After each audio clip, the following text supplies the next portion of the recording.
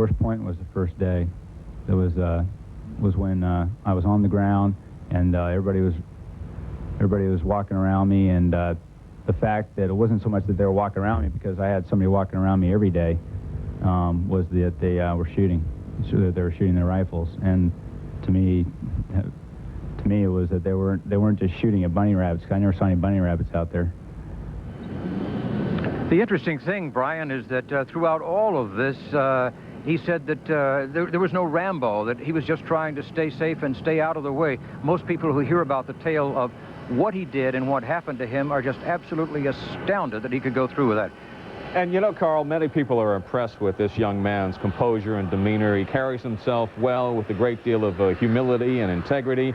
And he continues to insist that he's not a hero, that the Marine unit that rescued him is the real hero. Well, I think he feels like that, and I think when you get an airplane shot out from under you, I don't think you feel like a hero. He said that he realized the trouble he was in after the missile hit. He told his debriefers on board the Kearsarge after he was picked up that it felt like being hit by a truck, and he felt the fire on the back of his neck. And he said he saw the cockpit and felt the cockpit disintegrating around him, and he reached for that golden handle. The ejection mechanism for that F-16 seat is it looks like a shock cord that you reach down between your legs, try to straighten your back and pull, and hope everything goes all right. And in his case, it did. But he ejected, punched out is a term most of the Air Force pilots use, punched out into the clouds and began drifting down. The clouds are good because they give you cover, but they're bad because there's no sense of time or motion. You don't realize that you're falling or how fast you're falling or where the ground is. He did come upon a hole. He looked down through the hole. He could see a village, and I think he believed that the people in the village could see him. He saw trucks on a highway and figured that they were moving in his direction, trying to look for him. Then back in the clouds, and that was all before he pulled his parachute. The parachute would have gone off automatically at 14,000 feet. That's what it's designed to do. But since he wasn't really sure because he couldn't see the ground, he pulled the parachute manually, and then the winds took him down to that point where he landed just off of the road. All right, here's the delegation walking out to the aircraft. General Ron Fogelman, the Chief of Staff of the Air Force, is leading the way, and his family, his father, mother, stepfather, his father's fiancée, they're all leading the group up. You should see a shot now. The door will open just beyond the cockpit of the aircraft, and let's just watch and see.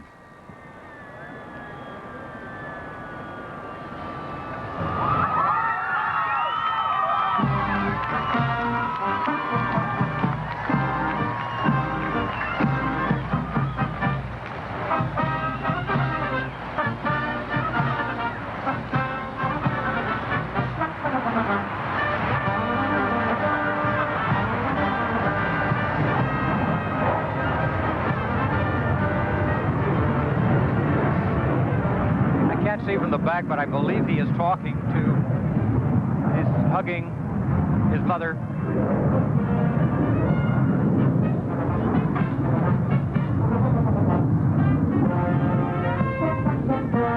Okay.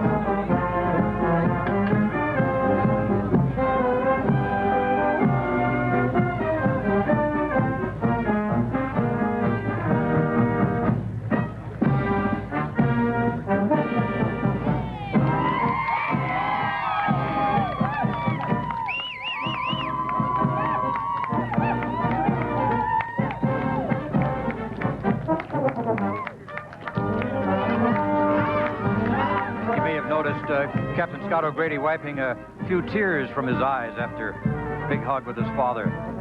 I think what they're doing now is getting together to decide exactly how to move to the next step of this, which are the remarks. There are about 300 people who came out, many of them members of the military. They said they just came out to welcome back an American, an Air Force, a service member back to the United States after what he went through.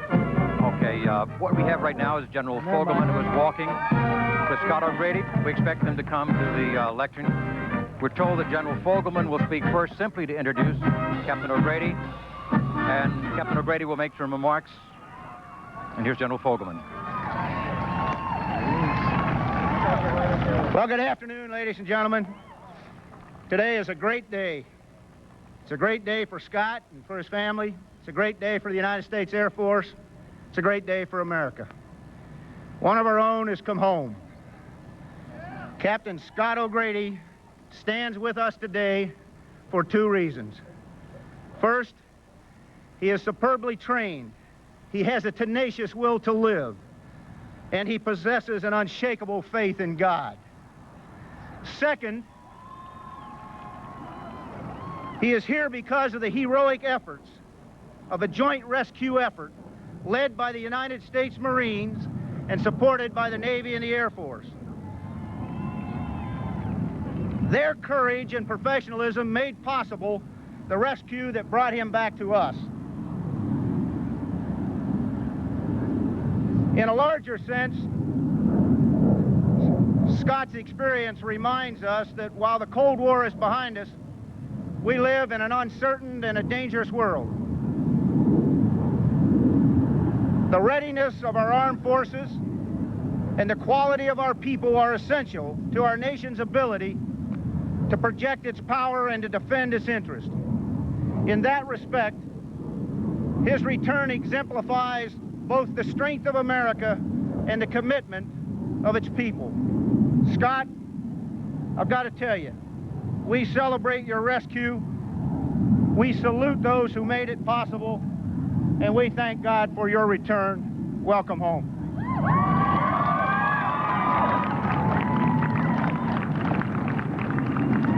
Just want to say a quick few words, and then I'm going to go and be with my family and friends. Is that first off, I got to tell you, in the past I had my doubts if their miracles were possible, but stand here before you and basically I want to tell you, if it wasn't for God and the miracle that he basically blessed me with as far as being able to stay alive and to come back here and to greet you all, it wouldn't be possible without his love and without all your prayers. And when I was out there, I heard all your prayers, heard them all, loud and clear. So all I want to say is, God bless America, and I love you all. Thank you very much. I'll talk to you soon.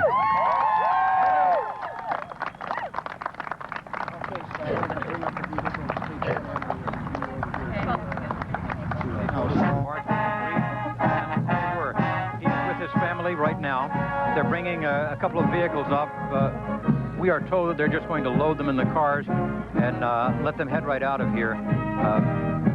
Captain Scott O'Grady will have the rest of today with his family before he picks up some of the duties that go along with the uniform. That is some of the official meetings and greetings that are expected to take place here in Washington. We know that he's going to meet with President Clinton. We believe he'll be at the White House sometime tomorrow morning to meet with the president. And once that is over with, there is a big ceremony, a large ceremony planned for tomorrow afternoon, 1 o'clock or thereabouts at the Pentagon. And we expect the Secretary of Defense to be there, and again, the Chief of Staff of the Air Force, and a number of the senior officials in the military, both civilian and uniform, to be there to welcome him. They brought these shuttle buses out. That's where they're loading the family on, and we're not sure exactly how they're going to be able to get to the home nor where they're going. But they told us that we wouldn't see any more of Scott O'Grady today after this ceremony is completely over with. Gee, I thought that was flowers. That's a bottle of champagne that someone has for him. They'll be able to get that and take it back in. In fact, someone said after he got down at the evening, after he finished the remarks that he had made at Aviano Air Base in Italy, that he was last last seen walking with a bottle of champagne, so maybe he was celebrating a little bit his safe rescue. Family again loading on board. He is going with them. Some of the senior officials in an official car, and they'll be heading out of here momentarily. A brief ceremony, as we said, about 300 people from the area, some from the air base here who came to Andrews Air Force Base today, just outside of Washington, D.C. in the Maryland suburbs, to welcome Captain Scott O'Grady back to the United States. Successful return. He is back home, safe in the United States. He'll be a busy man for the next few days with his official visits. Brian, that's what's happening here at Andrews Air Force Base. Ceremony is over, and Captain Scott O'Grady heading back. And now back to you.